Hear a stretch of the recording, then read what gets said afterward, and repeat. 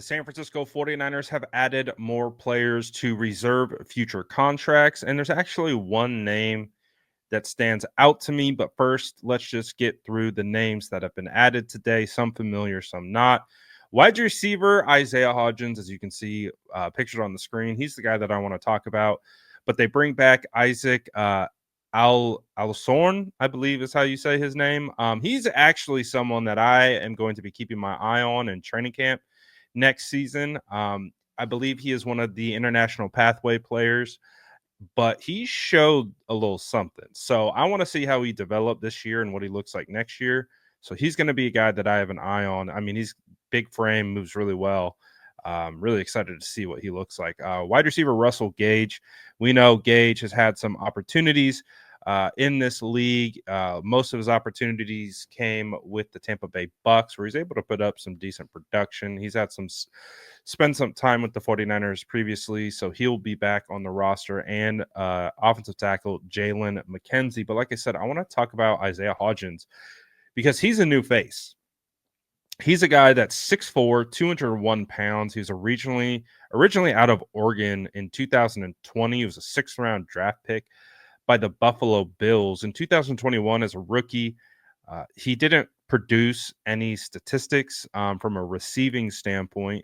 But in 2022, he split time with both Buffalo and the New York Giants. I believe he had most of his production with the Giants, if I'm not mistaken. But he had 46 receptions on 56 targets, and he had 500 yards and 5 touchdowns. I mean, honestly, not bad for a guy who was on 2 teams in 2022 and was only a second-year player as a sixth-round draft pick. In 2023, he only had 21 receptions on 32 targets for 230 yards and 3 touchdowns. And then last year, you had Malik Neighbors and Wan'Dale Robinson return. So he had 2 targets, 2 catches, 12 yards.